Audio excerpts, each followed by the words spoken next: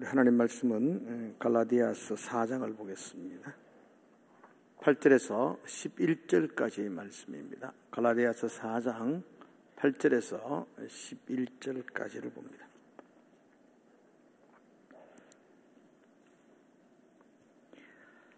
제가 먼저 8절을 읽겠습니다. 그러나 너희가 그때에는 하나님을 알지 못하여 본질상 하나님이 아닌 자들에게 종노릇하였더니 더욱이 하나님이 아신 바 되었거늘 어찌하여 다시 약하고 천박한 초등학문으로 돌아가서 다시 그들에게 종노릇하려 하느냐. 너희가 날과 달과 절기와 해를 삼가 지키니 내가 너희를 위하여 수고한 것이 헛될까 두려워하노라. 아멘. 한 청년이 있었습니다. 대학을 다니면서 예쁜 자매와 교제를 합니다. 오랫동안 교제를 하고 결혼을 약속합니다. 그리고 부모님에게 인사를 시켰습니다. 근데 결혼을 준비하던 어느 날 어머니가 아들에게 찾아와서 그 자매하고는 절대로 결혼이 안 된다고 말합니다. 왜 그러냐 물어보니까 궁합을 봤는데 나쁘답니다. 도화살이 끼어 있다고 그렇게 말합니다. 눈에 흙이 들어가기 전에는 절대로 결혼이 안 된다고 합니다. 어머니의 입장에서는 모르고 결혼하면 몰라도 그렇게 궁합을 봤는데 이렇게 안 좋다 하는데 굳이 결혼할 이유가 무엇이 있겠느냐 라면서 결사 반대를 했습니다. 결혼을 했겠습니까? 못 했겠습니까? 했습니다. 엄마는 아들 못 이깁니다. 엄마들을 잘 기억하셔야 됩니다. 절대로 못 이깁니다. 결혼했지만 문제는 며느리가 시어머니 안 좋아합니다. 다 압니다. 시어머니도 며느리 좋아하지 않습니다. 이상한 눈으로 계속 쳐다봅니다. 가정의 행복이 다 깨어져 버렸습니다. 정말로 행복해야 될 가정이 그 궁합이 뭐라고 그것 때문에 사이가 갈라지고 그러다 보니까 아들도 처신하기가 난감하고 매우 힘든 가정이 되어버렸습니다. 주변에 이런 일들은 우리 예수 믿는 사람들에게는 잘 일어나지 않지만 심심찮게 그런 이야기들을 듣게 됩니다. 우리 이런 것들을 미신이라 그렇게 합니다. 주변에 이런 것 외에도 그 미신 때문에 진정한 행복과 자유를 잃어버린 사람들이 참 많습니다. 저는 어릴 때 시골에서 살았습니다. 동네가 상림동이니까 촌입니다. 동네 초상이 났는데 사람들이 문상하는 사람이 없답니다. 코로나 때문에 문상 안 가는 게 아니고 정월에 초상이 나면 사람들이 문상을 안 간다고 합니다. 1월 달에 조상이 나면 문상 가면 이렇게 애군이 붙는다나 그래서 문상을 안 간답니다. 가까운 이웃이 친구가 세상을 떠난데도 불구하고 그런 미신적인 것 때문에 찾아오는 손님이 없다고 합니다. 요즘은 잔치 결혼을 앞두고 있고 얼마 후에 내가 결혼식에 갈 예정이 있다면 초상집에 또 안 가는 게 그게 또 예의라고 말합니다. 저희 아버지가 초상 났을 때도 아버지가 돌아가실 때에도 사촌 제게는 오촌 당숙이죠. 아버지 사촌 형님이 그 가정에 안 왔습니다. 왜 안 왔냐 물어보니까 원래 집을 지었는데 집 짓고 나서 그 해에는 초상집에 안 가는가 그래서 미안하다고. 사촌 동생이 세상을 떠났는데도 그렇게 못 오더라고요. 내가 안 왔다고 지금 비난하는 게 아니고 불쌍하잖아요. 그게 뭐라고 그 미신이 뭐라고 그것 때문에 자유를 잃어버리고 안 오는 사람의 마음은 또 어떻겠습니까? 얼마나 그렇겠느냐는 생각을 가집니다. 교회 다니는 사람들에게는 그런 거 없다라고 생각되어지지만 사실은 또 그렇지도 않습니다. 우리도 오래된 관념들, 생각들 속에 그런 좋지 못한 관습들이 우리 가운데 있습니다. 저는 어릴 때 우리 할머니가 다리 뜬다고 복 날아간다고 많이 꾸중을 들었습니다. 우리 할머니 기도 많이 하는 권사님입니다. 그래도 다리 떨면 복 날아간답니다. 어린 저의 생각 속에도 복은 하나님이 주시는 건데 내가 다리 뜬다고 날아갈 복 같으면 그게 뭔 복이냐. 그리고 저희 어머니도 저한테 했던 말 중에 하나가 문지방 밟지 마라 그런 이야기를 했습니다. 문지방 밟으면 어떻게 되는지 모르겠지만 문지방 밟지 마라. 의도적으로 밟아삐댔습니다. 문지방 바른다고 우리의 운명이 바뀔 것 같으면 예수 안 믿어야지요. 예수 믿는데도 불구하고 안 좋다 하는 거 안 하면 더 안 좋나? 그런 식으로 우리 가운데 많이 미신이 팽배해 있습니다. 죄송한 표현이지만 광대뼈가 튀어나오면 뭐라 그럴까요? 그것도 고집이 세다 그런 말 하는 사람이 있고 눈이 처지에 있는 사람은 성깔이 있다 그런 이야기도 합니다. 내가 티 나고 싶어 광대뼈가 티 났습니까? 하나님이 창조하신 건데 그렇게 비난하면 하나님을 비난하는 것과 같은데 우리 속에는 은근히 우리가 관상하게 대가도 아니면서 그런 편견과 그런 미신을 어느 정도 말하고 있기도 합니다. 이런 미신적인 관습 때문에 자유를 잃어버리는 것입니다. 오늘 바울은 갈라디아 성도들에게 편지를 하면서 이런 선입견과 미신적인 부분들에 대한 이야기를 그들에게 언급하고 있습니다. 여러분 8절의 말씀을 여러분들이 한번 보십시오. 그러나 너희가 그때에는 하나님을 알지 못하여 본질상 하나님이 아는 자들에게 종노릇하였더니 그때에는 너희들이 그때에는 그때가 언제입니까? 하나님을 믿지 않을 때입니다. 하나님을 모를 때였습니다. 그럴 때 그들은 하나님을 알지 못했기 때문에 우상에게 종노릇하였다는 겁니다. 이런 미신과 관습적인 것들에 종노릇하며 살아갔다는 겁니다. 이사를 해도 아무 때나 못합니다. 손 없는 날을 따져봐야 돼가 이사를 합니다. 예수 믿는 사람도 그렇게 안 하지 우리는 안 하겠죠. 우리는 이사할 때 제일 좋은 날이 날씨 보고 이사를 해야 됩니다. 우리 딸내미 태어날 때 옆에 같이 있었던 어떤 할머니는 순서를 좀 바꿔가지고 자기 손자가 자기부터 먼저 수술을 하면 좋겠다. 왜 그러냐 그러니까 사주팔자가 지금 시간에 들어가야 된다. 그렇게 이야기를 하기도 합니다. 궁합 때문에 가정의 행복이 깨어지고 이런 것들이 다 관습이나 미신에 사로잡혀 이것이 바로 종노릇하는 것과 같다고 말합니다. 이전에 너희들이 하나님을 알지 못해서 그런 우상의 관습에 종노릇했다라고 말합니다. 우리 주변에도 그런 분들이 참 많습니다. 예전에 제가 부목사로 교회를 섬길 때 어떤 권사님이 한 날은 저에게 전화가 와가지고 좀 도와달라고 동생을 좀 도와달라는 긴급한 전화를 받았습니다. 이유를 알아보니까 동생분이 귀신에 사로잡혀 있었습니다. 아주 오랫동안 그 집에 신당을 차려놓고 그렇게 귀신을 섬겼더랬습니다. 그래서 매번 귀신에게 음식을 해서 제사를 드리기도 하고 지성을 다하기도 하고 여러분 귀신을 섬기는 사람들은 우리 새벽기도 나오는 거 그거 일도 아닙니다. 아주 매일매일 찬물에 목욕을 하고 거기 가서 몇 시간씩 기도를 합니다. 그러면 점괘가 잘 나오기도 하고 그렇습니다. 그런데 그렇게 섬기는 강도가 점점 쉬워집니다. 하루에 3시간 기도했던 사람이 이제 막 귀신이 10시간씩 기도하라 그러고 음식도 먹지 못하도록 만듭니다.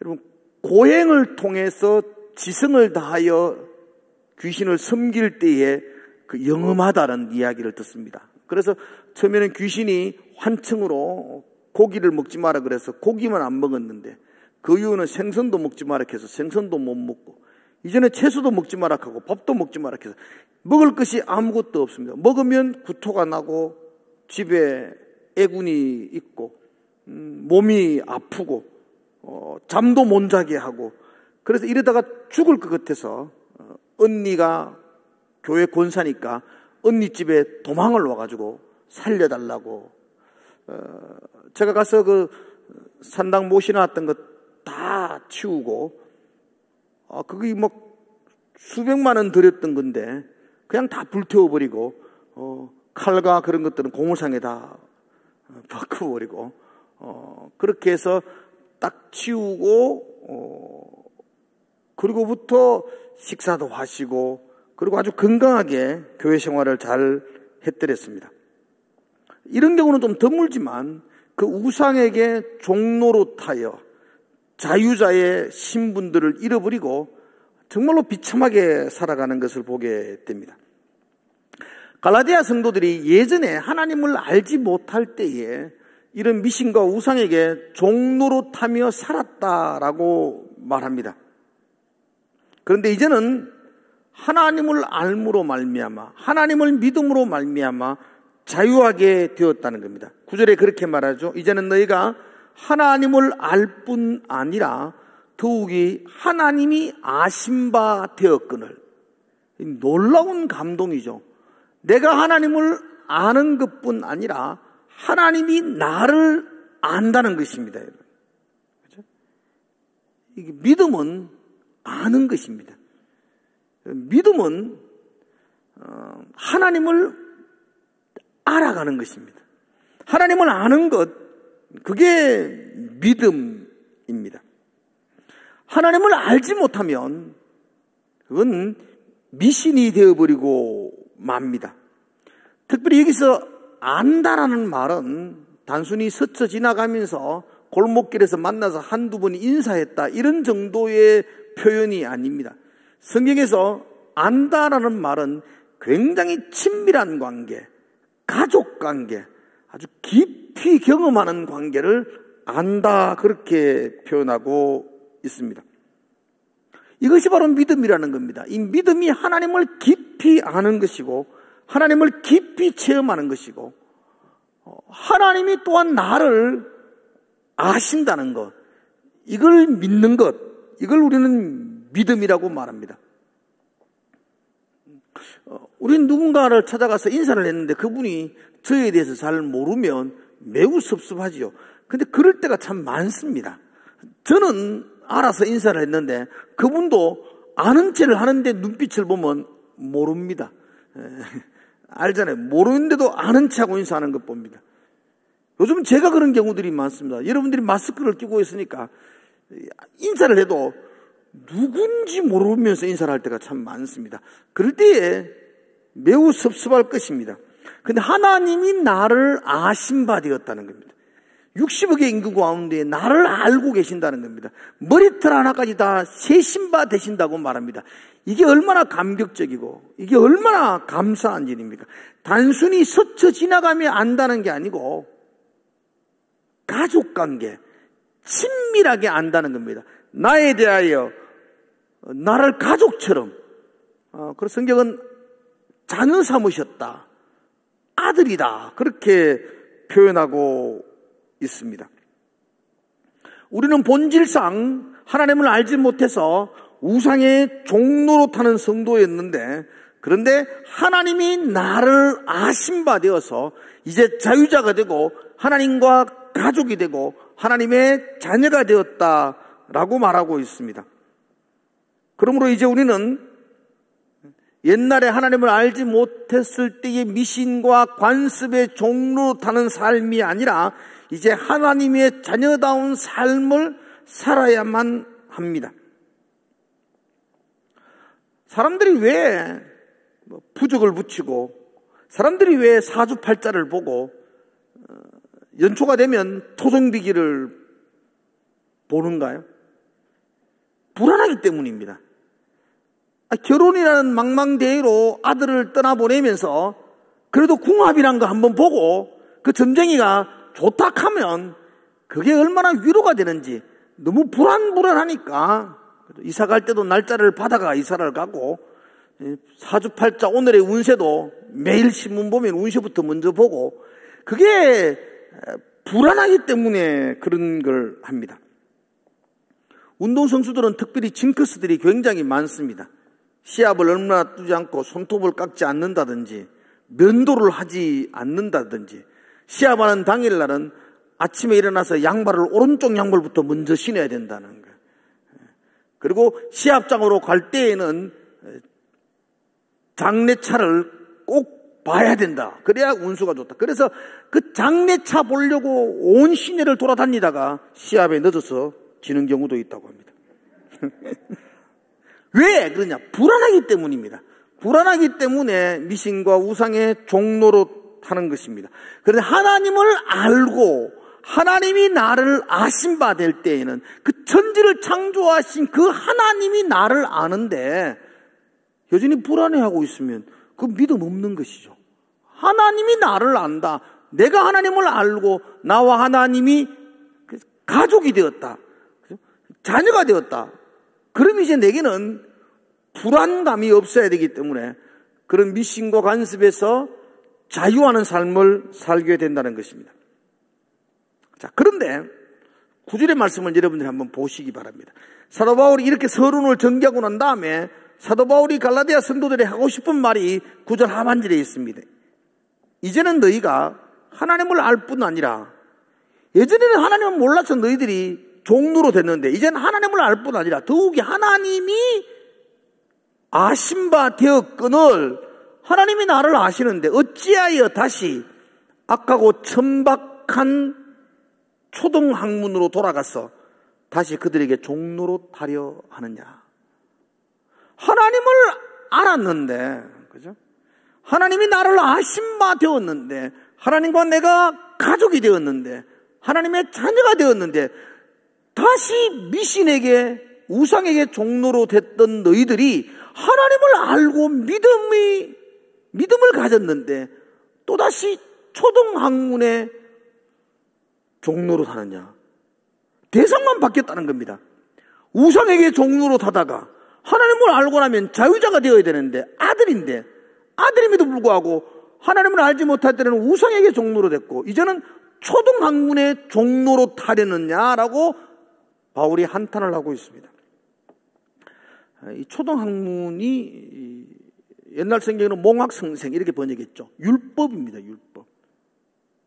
그 율법의 관습에 여전히 종로로 타느냐라고 한탄하고 있습니다. 우리가 하나님 믿고 다시 율법의 종로로 하면 그게 믿음 없습니다. 왜 종로로 타느냐? 불안하기 때문이었습니다. 불안하기 때문에 율법을 붙들고 율법에 매여서 율법 가운데 살아가면 그게 믿음 없음이 되고 그게 율법의 종로로 타는 것과 같다는 것입니다. 다시 바울의 설명을 조금만 한번 들어보십시오. 10절. 너희가 날과 달과 절기의 해를 삼가 지키니 내가 너희를 위하여 수고한 것이 헛될까 두려워하노라. 여러분 보세요. 잘 해석해 보십시오. 날과 달과 절기와 해를 너희들이 지금 지키고 있는데 그것 때문에 내가 너희들에게 수고한 것이 헛될까 두렵다는 겁니다. 바울이 그들에게 수고한 게 무엇이었죠? 복음을 전하는 것이었습니다. 하나님의 아들이라는 것이었습니다. 그런데 내가 너희들에게 복음을 전한 것이 헛된 일이 될까 봐 두렵다는 것입니다. 무엇 때문에 헛된 일이 된다는 겁니까? 너희들이 날과 달과 절기를 지키는 것 때문에 내가 전한 복음이 헛되는 것 되기 때문에 너무 안타깝고 두렵다라고 바울이 말합니다. 날, 달, 절기 이게 구체적으로 뭐 같아요? 날은 무슨 일입니다. 우리나라로 말하면 3.1절 국군의 날 이런 겁니다. 성경적으로 말하면 날, 금식일, 안식일 이런 정해진 날입니다. 그죠? 달은 한 달 한 달입니다. 초하루, 첫째 달, 첫째 날 이런 일입니다. 절기는 잘 알고 있는 절기들입니다. 유월절, 초막절 이런 절기들입니다. 해는 안식년, 희년 이런 절기입니다. 여기서 말하는 날, 달, 절기, 해 이건 한마디로 말하면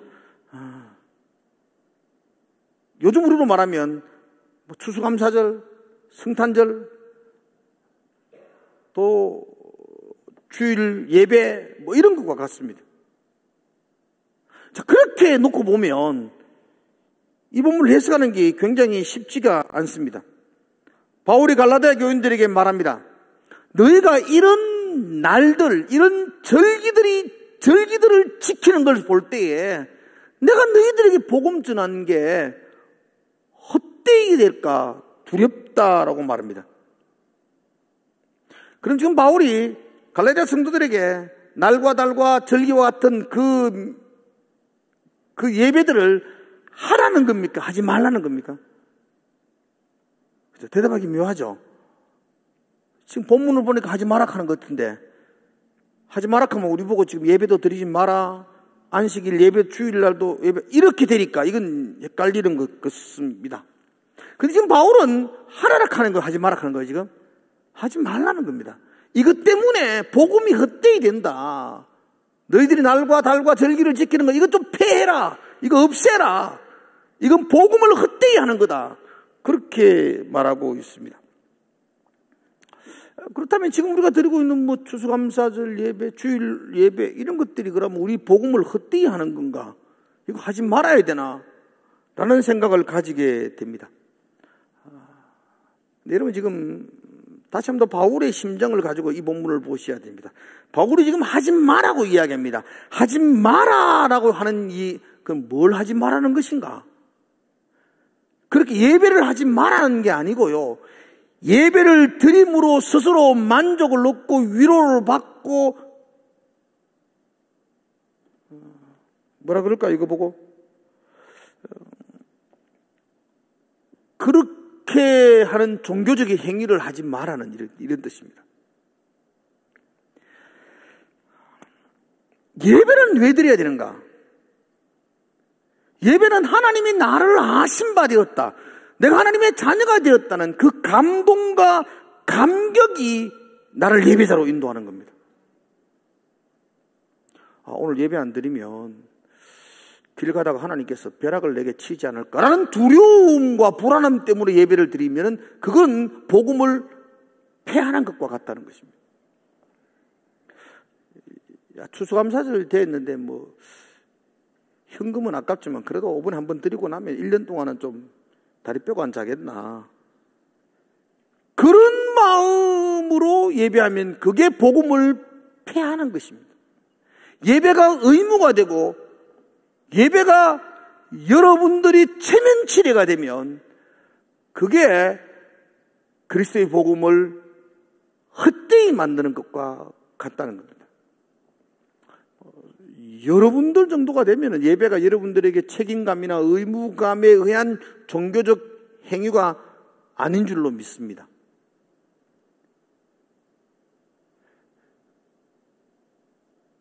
근데 이 목회를 하다 보면 묘합니다. 수요일 예배는 아무리 오락해도 잘 안 오는데 송구 연식 예배는 아무 말도 안 해도 다 옵니다. 이상하죠? 그날은 왜 오지? 예배 시간도 밤 10시나 넘어서 12시까지 막 하는데 막 더 힘들고 어려운데 연말에 막 만날 약속도 많은데 그날은 길을 쓰고 아들 목욕시켜가지고 데리고 옵니다. 이게 토종비를 보는 거하고 뭐 다르죠 이게? 하나님을 향한 감동과 감격, 그분에 대한 기쁨과 감사로 그 자리에 앉아있다면 그 예배가 복된 예배가 될 것인데요. 1년의 마지막 날 여기 안 나와 있고 다른 데 가 있다가는 꼭 교통사고 날 것 같고 이런 두려움과 불안을 있다면 이건 복음을 헛되이 만드는 것과 같다는 겁니다. 지금 갈라디아 성도들은 날과 달과 절기 이 예배가 그죠? 그들을 뿌듯하게 하는 행위가 되고 뭔가를 했다는 위로를 받고 어떤 책임을 다했다는 그런 마음을 주는 행동이 되어버렸다는 겁니다. 그것은 예수의 십자가의 복음을 헛되이 만드는 일이라고 바울이 지적하고 있습니다.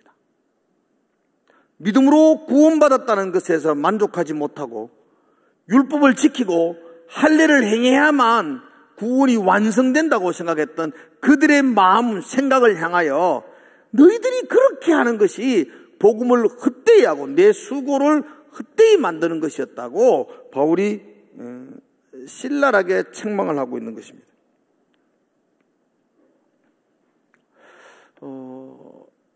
어떤 분들은 차를 타면 차에 그 뒷유리석, 뒷좌석 뒤에 성경책 한 권을 고이 모셔 놓습니다. 그리고 차에 그 성경책 하나 늘 놔두는 게 잘하는 거예요, 잘못하는 거예요? 대답하기 참 곤란하죠. 잘한다 칼라카에 또 뭐 갈 게 없고 잘하는 거지. 성경책 하나 있는 게 좋지 않습니까? 그런데 그걸 놔둬야만 사고가 안 난다, 부적으로 생각한다면 복음을 헛되이 하는 겁니다. 이 성경책을 부적처럼 붙여놓는 분이 있습니다.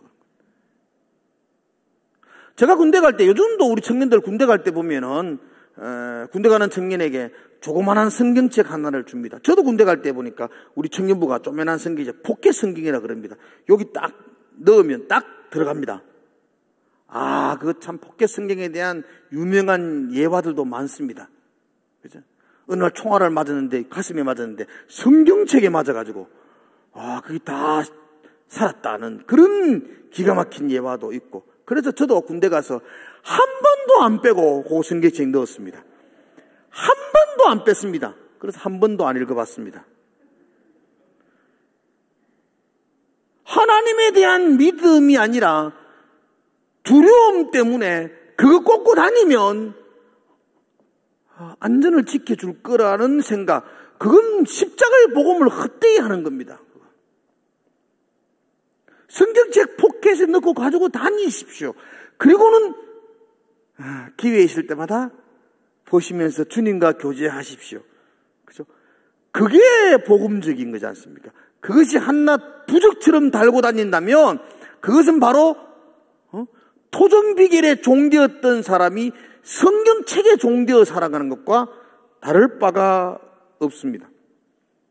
바울이 하는 말을 오해하지 마십시오. 날과 달과 절기를 지키는 것이 잘못이 아니라 그렇게 해야만 하나님이 나를 붙들어 주시고, 그것 하지 않으면 하나님이 혹시나 벌하지 않을까라는 두려움으로 그 일들을 하고 있다면 그건 율법의 종로로 타는 거라고 말하고 있는 것입니다.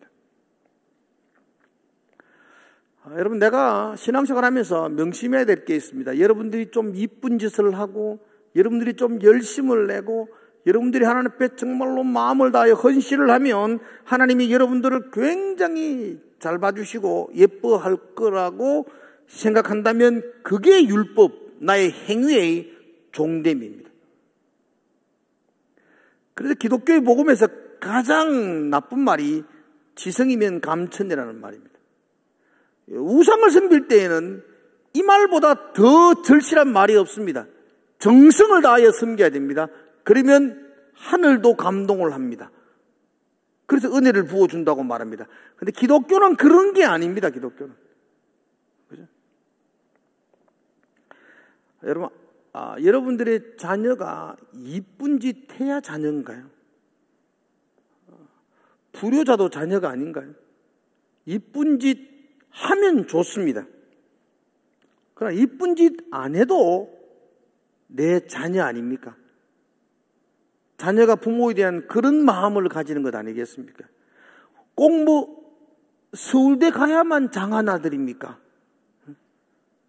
가까운 대학 가면 미운 아들인가요? 부모는 그렇게 생각하지 않습니다. 그죠? 부모이기에, 그죠? 나를 사랑한다는 그 믿음 가지고 내가 그분 앞에 설 때에 그게 자유자의 성도입니다. 한 번씩 성도들 집에 가면 강아지 키우는 분들이 있습니다. 집에 들어가면 막 이 강아지가 막 그 주인을 향하여 막 꼬리 저라도 떨어지겠다 싶은 생각이 듭니다. 얼마나 기뻐하는지 모릅니다. 막 집어들 뛰고 감사하고 기뻐합니다. 그게 주인이 강아지에게 간식을 주기 때문에 그렇게 뛰고 기뻐하는 것 아니고, 강아지 가만히 보면 진짜 그 엄마를 좋아해가지고 막 펄쩍펄쩍 뛰면서 좋아합니다. 이게 우리 마음이어야 됩니다. 하나님을 향한 우리의 마음. 그죠? 하나님을 향하여 우리가 강아지보다는 나아야 합니다. 그분이 내게 무언가를 주시기 때문에 내가 그분을 사랑하고 감사하는 게 아니고, 하나님 그분이시기 때문에, 그죠?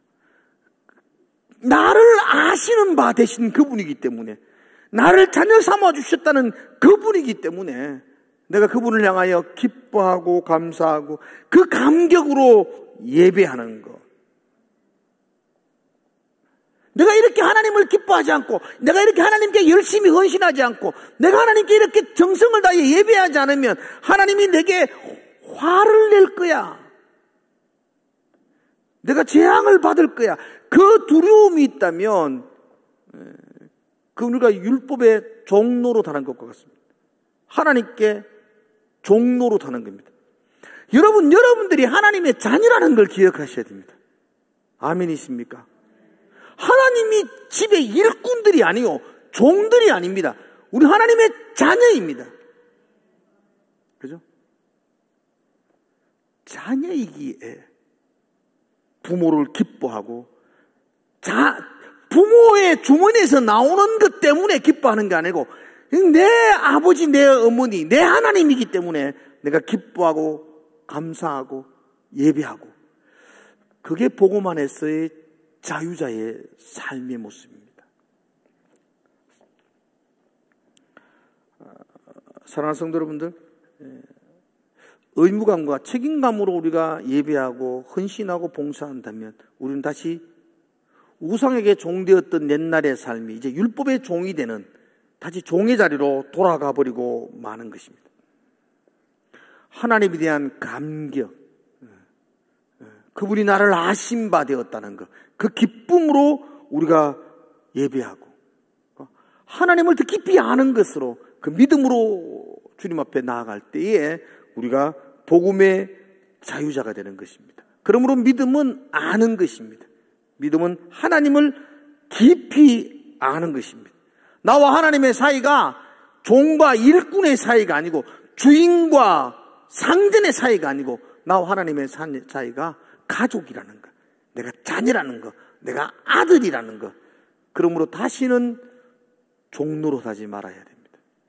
아버지 안에서의 기쁨과 감격으로 예배하셔야 됩니다. 종처럼 불안해하지 마십시오. 절대로 하나님은 여러분들을 버리지 않습니다. 부모가 자녀를 버리지 않습니다. 그런데 성경은 그렇게 말하죠. 부모가 혹 자녀를 버릴지라도 나는 너를 버리지 않겠다. 성경이 그렇게 말합니다. 여러분들. 하나님은 그렇게 하지 않는다고 말씀하고 있습니다. 신앙생활이 두려움으로 하는 것이 아니라 감사함으로 하시기 바랍니다.